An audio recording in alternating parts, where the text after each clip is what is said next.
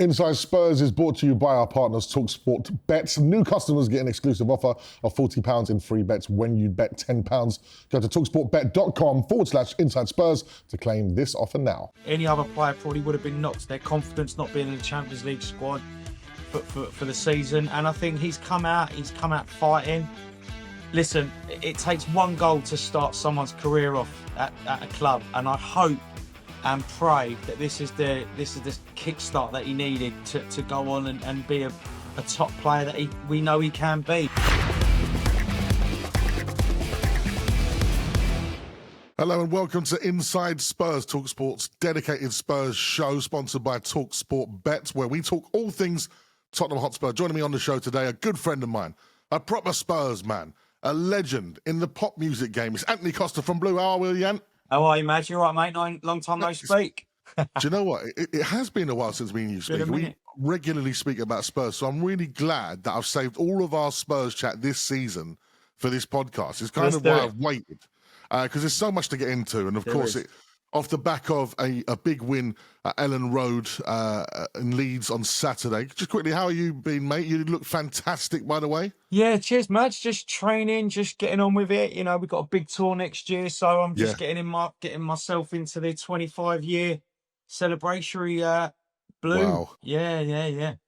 Scary, isn't it? 25 years past just like that. Just like Daniel Levy's tenure. I've outlasted Daniel Levy. Who would have thought that would have ever happened, Dan? Never, bruv. Let's start with the Leeds game, of course. A 2-1 victory at Ellen Road, a Saturday afternoon. Difficult conditions as well, windy, massive crowd at Ellen Road. They were really behind the team.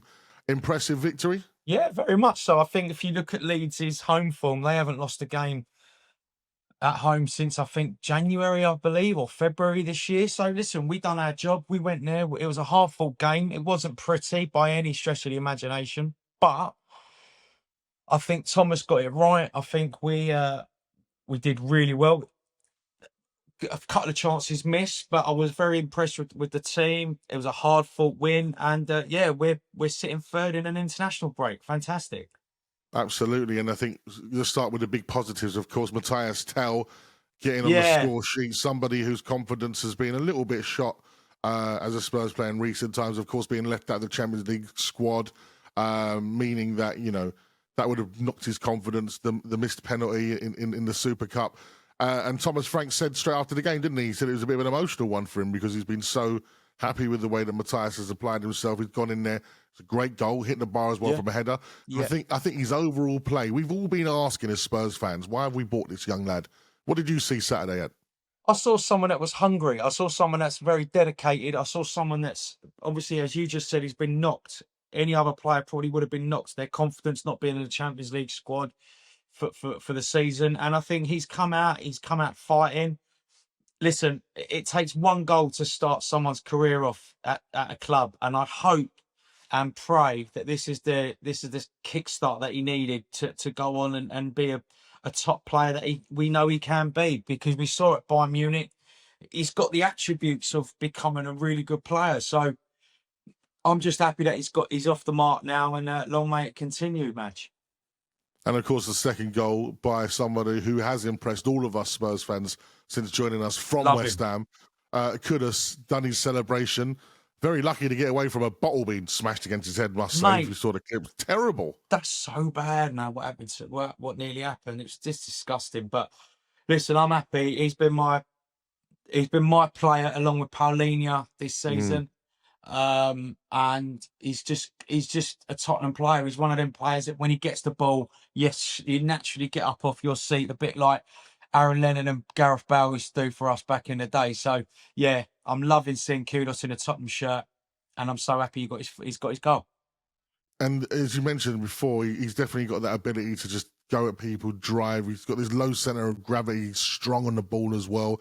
I think we've seen a lot of play come down from that right-hand side. I think there was a big stat talking about how much, you know, we've created from that side rather than the left-hand side, which I feel we still haven't addressed. No. In terms of going forward for the future, Kudos on that right-hand side, that we're good with that, right? Mate, I'm happy. If he stays injury-free, please, footballing gods, if he stays injury-free, he can be a top player, as we know he can be. So we need to sort out the left-hand side in January, hopefully, and get Semenyo in the summer. Oh, wouldn't that be the dream? It'd Just be speaking about that amazing. left-hand side, Odegaard played there again. Flattered to deceive once again, maybe, or was there signs of improvement? I don't see. I can see he's got ability. I can see he's got something, because obviously at Burnley he was brilliant, and so when we signed him, I was like, oh right, I've seen him, what he can do, and I'm excited. But I haven't seen much of what he can do at Spurs, and he has been given a few opportunities and a few chances to prove that. Yes, he had a bad injury last season. Yes, he's getting back off an injury and getting that, that match fitness back. But these last sort of 2-3 games, I've not seen much. I've just not seen much decision making, bit slow as well, and yeah,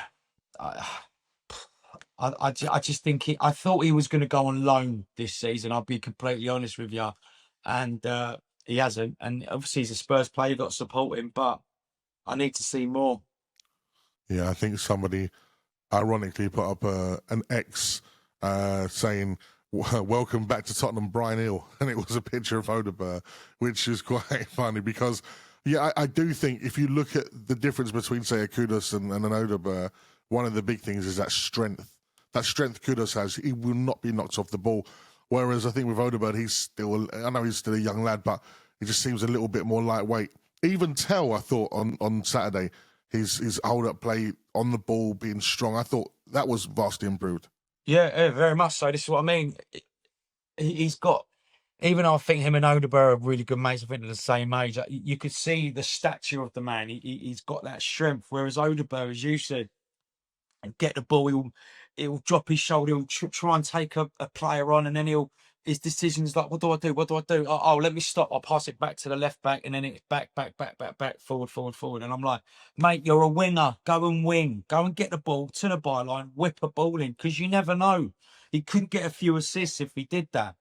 And I'm no footballer. I'm no professional footballer. And I'm just seeing from someone that I've seen wingers at our club know what they can do, and that's what we want them to emulate. Well, that's the thing. It just feels like in this day and age, there is very few people that are able to get down that byline. You've already mentioned Semenyo, who's already got 6 goals in his first 7 games for Bournemouth. Was incredible against Fulham once again. Unbelievable player. I know. I think that's one of the signings of the season was keeping him at Bournemouth, signing the new contract. He's absolutely unbelievable. As you said, someone like him would be absolutely phenomenal. Would be the dream. But right now, especially with Kudo out, Mathys out, etc., still no Solanke, that forward line, that front three, I think we're still trying to find what the best version of that is. Yeah, it is. It is very much so. And I think, he's got to give Tell the opportunity, because, as we said, he's not in the Champions League squad, so he will get game time.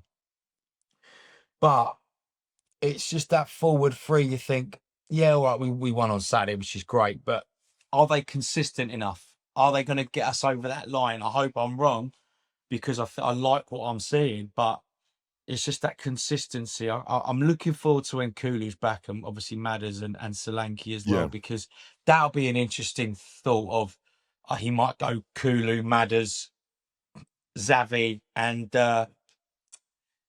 Solanke up front. So there is options there. We've been crying out for options for so many years, but just getting the right one is the key. Well, you mentioned Xavi there. Felt like the first time he started in the position that I think we all know he's best at, which is the number 10. Thomas Frank even said in his post-match conference that, really impressed with him in the 10. He's someone I think that once he gets to grips with the Premier League and the sort of competitiveness of the physicality, I think is going to really thrive. He's also got that low centre of gravity, the ability to just drop the shoulder and move into spaces. And I feel that was probably his best performance in the Spurs shirt. Yeah, 100%. I thought he was brilliant on Saturday. And I like the fact that he was annoyed that he got subbed as well. He looked really, really annoyed. And that's lovely to see, because obviously you can see he cares. And I just like the way he sort of got them in them little pockets, getting the ball in them little pockets, finding space, finding the right player.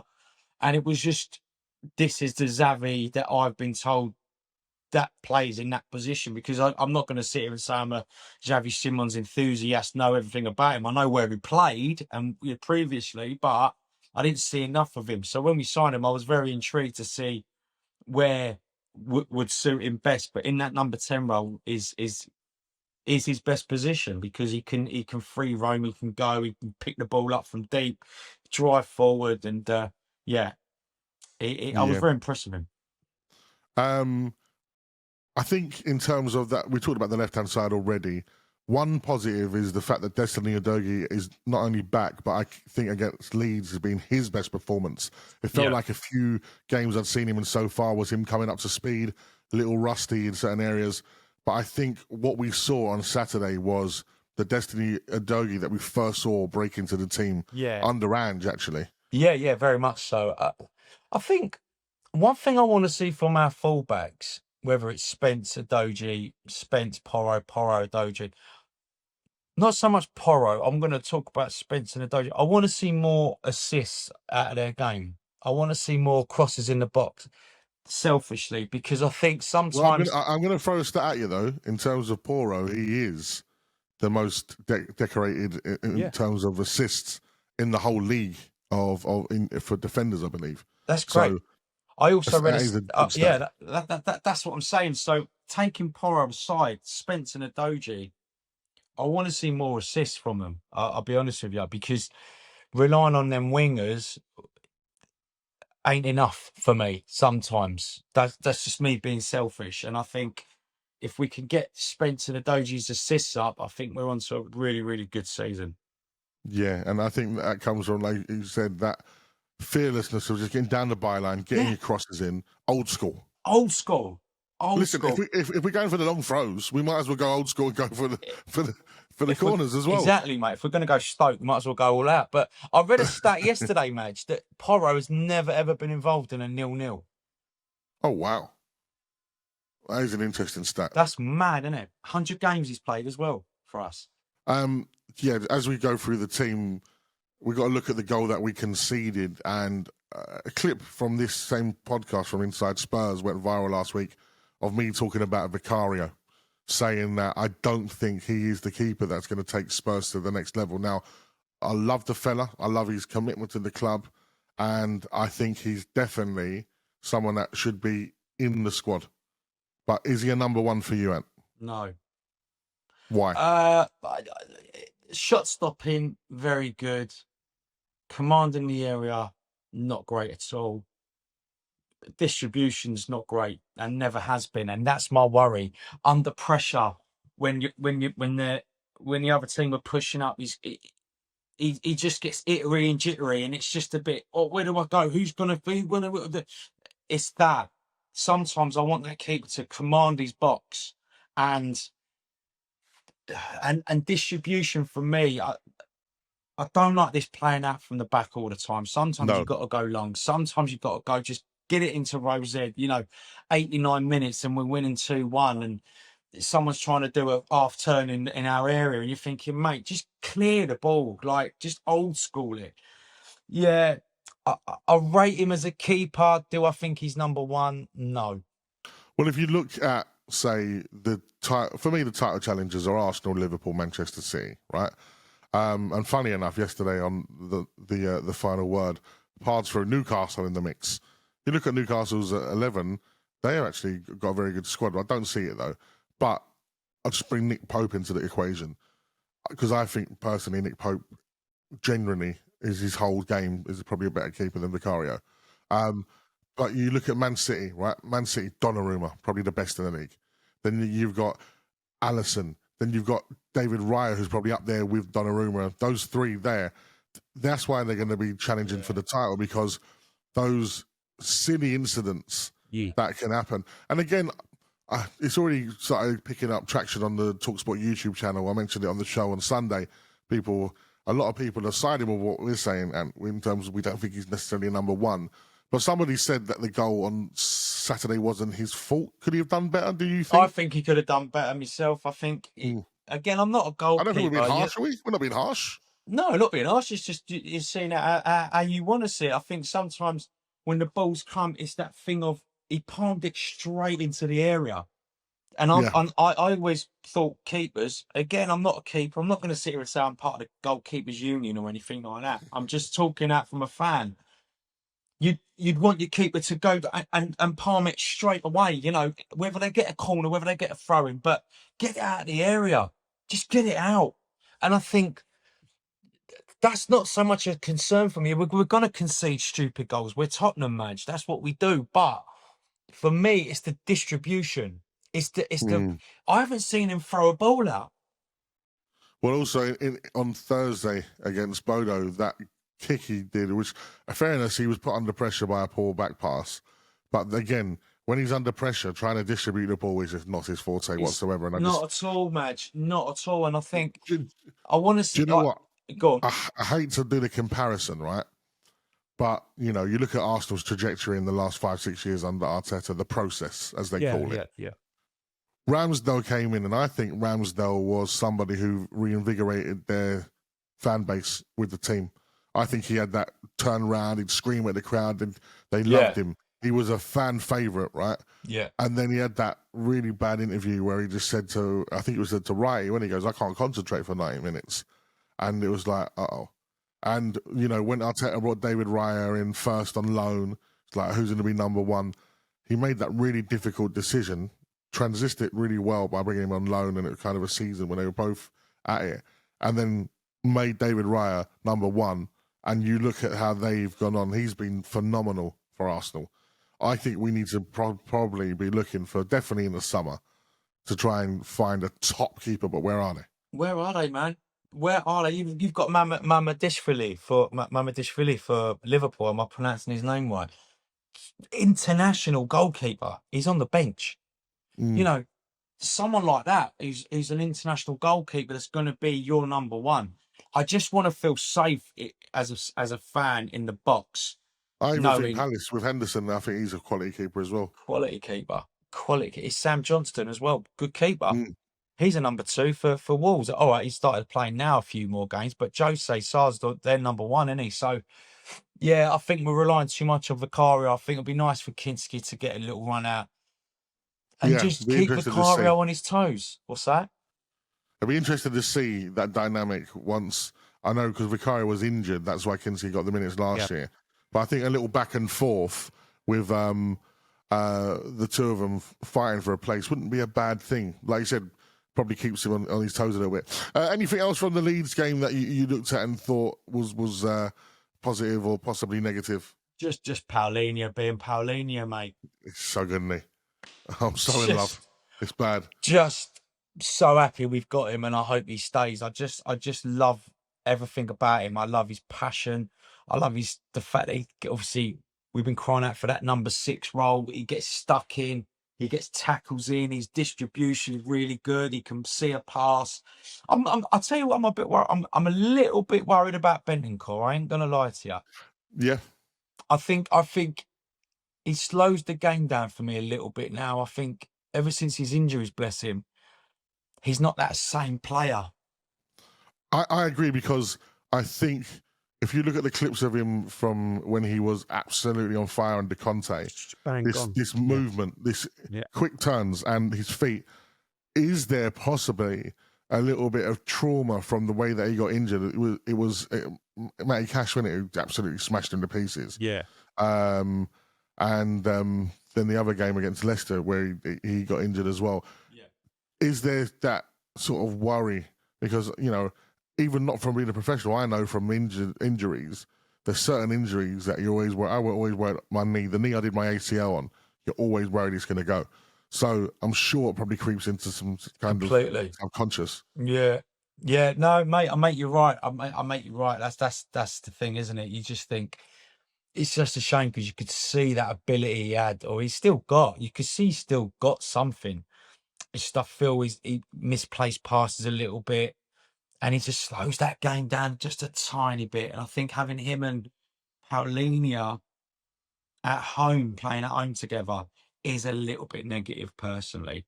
But, you know, I love the fact that where we are in the table, mate, you know, we're 2 points behind a 7-year Arsenal project. So we are, mate. Should be, oh, mate, yeah. But night and day difference, huh? I tell you one thing that it brings me on nicely just to see what your thoughts about the season in general, because I think we've covered the Leeds game nicely there. I think Leeds actually brought a lot to the table, and they're going to be a formidable force, definitely at Ellen Road. Yeah. I'd love to see Leeds stay up.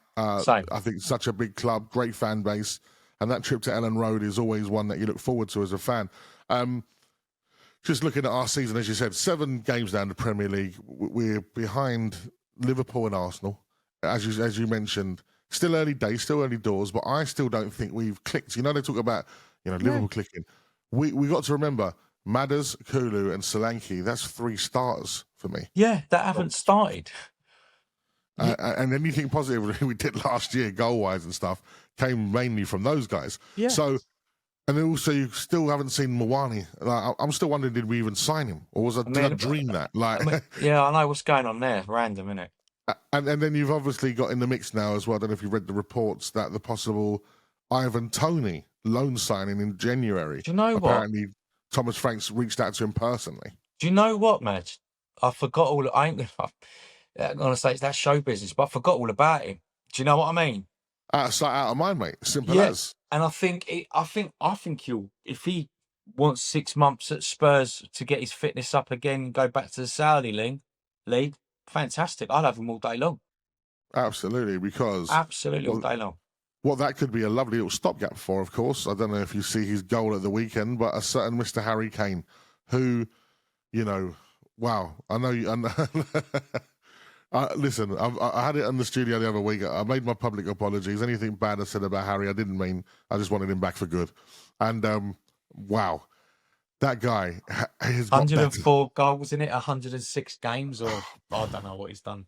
He's just incredible. The goal of the weekend, though, with the absolute smash into the bottom corner with like the outside of the foot. He's ludicrous. He's the best 9 and 10 in the world, mate. But could you imagine him and Mathys in the same team, or him and Kulu? Obviously, we've seen it with Kulu, but him and Mathys, or him and Simons. Well, this is the thing. When Mathys come and obviously Harry then left, it was such a shame that we didn't get to see them link up at all. I know. I think, and a lot of people who don't support Spurs and a lot of people that don't support Spurs watch this Inside Spurs. Hello and welcome to Inside Spurs. You're very welcome. Please leave your comments. And when you're leaving the comments that are pretty against Spurs, leave the club you support. I'll be interested to see your point of view on things. If you are commenting as a non-Spurs supporter, do let me know who you support so I can have a bit of context into the opinion sometimes. I love the debate. I think it's brilliant. Harry Kane, if you look at the Premier League right now, he probably would want to come back and try and beat Shearer's record. If he gets that stat, then he listen, from the time Wayne Rooney says you're England's best number 9 of all time, you are. That's it. Like, if Wayne Rooney says it. So, but if he came back to the Premier League, got that stat, won something with Spurs, like a cup or whatever else, has gone and won, he'll win 2 Bundesliga by the end of this season. He's just there forever as like this immortal legend that is Harry Kane. Yeah. I mean, where do you go from that, man? How many Prem goals has he got? Is it 2? I don't know. But if he came back to us, I mean, I'll have him all day long. I'm sure you will as well, Madge. But a lot of people are like, yeah, but the game's changed now. The game's this. It's like, behave yourself. Harry is a 60% Harry Kane is better than any 100% strikers at the moment in the Prem. Sorry. So Harry is 47 goals behind Alan Shearer's record. 47 goals. Now, the numbers he's doing in the Bundesliga, obviously I think they drop a little coming back to the Premier League.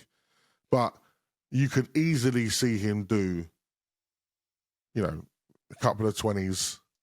You're forgetting, Madge. How many bad injuries did he have with us over the years? It's true. Right, so if you average it out, he probably would have broken it by now. But I know what you mean. I think a couple of 20 goals a season, then he's done it. Then retire. Go to LA. Go to Inter Miami. Do what you got to do. Go link up with the boys. Have a nice bit of sunshine. Oh, mate, honestly, it just seems that we keep teasing it on this Inside Spurs as when it happened, won't it happen. I just think in terms of, you look at the league now, Liverpool don't need him because of who they've signed. He can't go Arsenal. That's just factual. Chelsea, he can't go Chelsea. Man Manchester United. City. Pards always mentions Manchester United, but why would you go Man United for? I don't know.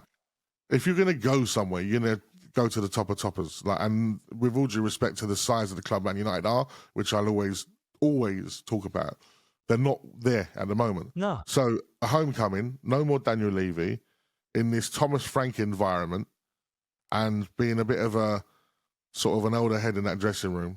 Yeah. Mate, I'm getting myself carried away. But yeah. Moving on from the dreamland, what we have seen, as you said, we are currently third in the Premier League. We're in the next round of the Carabao Cup. Difficult tie against Newcastle away. 4 points out of 6 in the Champions League.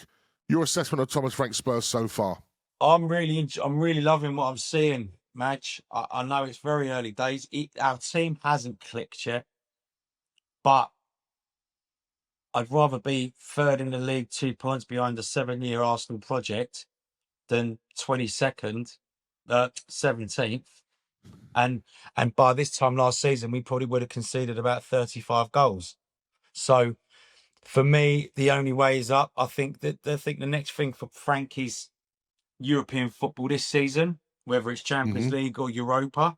But we have to give him a chance, and we have to know the fact that we're not going to go on unbeaten runs. We're not going to win games 5-0. We're not going to get battered 6-1. I know which side of the fence I want to be sitting. Let's put it that way, because I'm sick and tired, Madge, of this debate of but to win 1-0 it's boring. Well, I'd rather win 1-0 than lose 5-4. Because if you lose 5-4, you get no points. You win 1-0, you get 3. Now, sorry, what are we talking about? You want to win games, or you just want to play nice, pretty football that is going to be nice on Match of the Day? So, on the way back from the international break, just having a look at it, it's a very difficult run, and they come thick and fast, starting with very in form and finally in form Aston Villa. They come to Spurs, and then we go away to Monaco, who drew 2 with Manchester City. Then it's away at Everton, who have a bit of a sort of renaissance under David Moyes with Jackie Grealish. Then it's away against Newcastle in round 16 of the EFL Cup. Then it's at home to Chelsea. Then another Champions League game against Copenhagen, home to United, away to Arsenal, away to PSG. That's all to come before December. I know, brother, but you've got to beat the best to be the best. And I think what happens though, for example, if that period of time is a little bit underwhelming, does the panic start kicking in? Because we do know, and listen, this is why we're here having these conversations, and we do multiple podcasts, because we are the knee-jerk reactors in this modern day society, because there's always something to talk about. If it goes a bit left during that time, is it still? Well, Thomas knows what he's doing. Yeah, I think I'm not going to sit here and go, I ain't going to panic, because of course I do. I'm a Spurs fan. I love I love our club. But just look at that bigger picture. I think there's winnable games there, obviously, but the PSG game, we nearly beat them. In the Super Cup this year, you got Monaco, who are just always in and out. They're not a top side like they used to be. So they're beatable. The Eric Dyer return. The Eric Dyer, of course, he's going to have a goal against us, but the one I'm worried about probably is the Newcastle in the League Cup. Difficult because game. It's proper difficult, and that's the League Cup is where I want us to be this year. Of course, I'd love the Champions League run, but I don't think we're good enough yet to win the Champions League just yet. Personally, just yet. Brilliant stuff. Let's just talk about you quickly before we wrap. Because, like you said, 25 years of blue. I can't believe we're saying it. I remember you, fresh faced, turning up in all your denim and your hoodies, singing "All Rise" on CD UK. Yeah. What a journey it's been. Yeah. What's it like, the relationship with you and the boys 25 years on? I just think our relationship's got stronger, Madge. I think we've all had the best life in terms of being given a chance, being given an opportunity, something that we've always wanted to do. And I think with us as a band, we've got love and respect there. We've never had a major argument. We've never really fallen out. We've never left. None of the band members have left, and I think it's testament to the fact that we've gone on for 25 years on and off and still doing what we're doing. And I think for me, this new album that we've just recorded and just done is probably the best piece of work we've done as a collective band, because we've gone through so much over the years.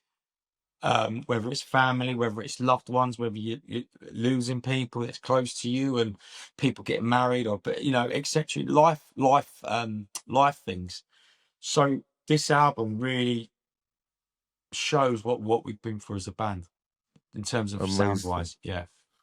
And in terms of highlights over the years, now I've spoken about this with you before. You haven't, yeah. You've sung with Elton John, Stevie Wonder, right? Am I correct?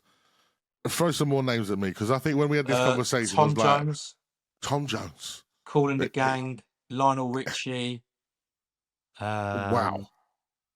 Yeah, I think sometimes, especially because coming from what would be perceived as like a boy band, even though it's more of a vocal harmony group is what probably the correct term is.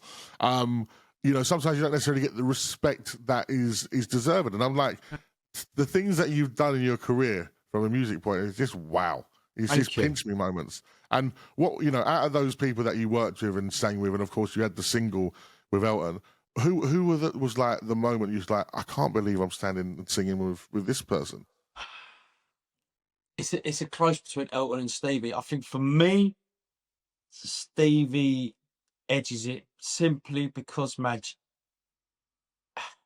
I never thought I'd be standing in LA next to a legend like that, about to shoot a music video, and him standing up and he's like, hey guys, can I just sing to you guys for a minute? And he just ended up singing My Cherie Amour a cappella in front of... Oh no. Yeah. Don't, I'm getting goosebumps for you. I know.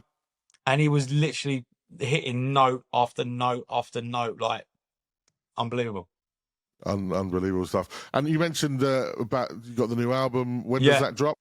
That's dropping in January. So yeah, we've just literally finished it last week. It's being mastered as we speak now.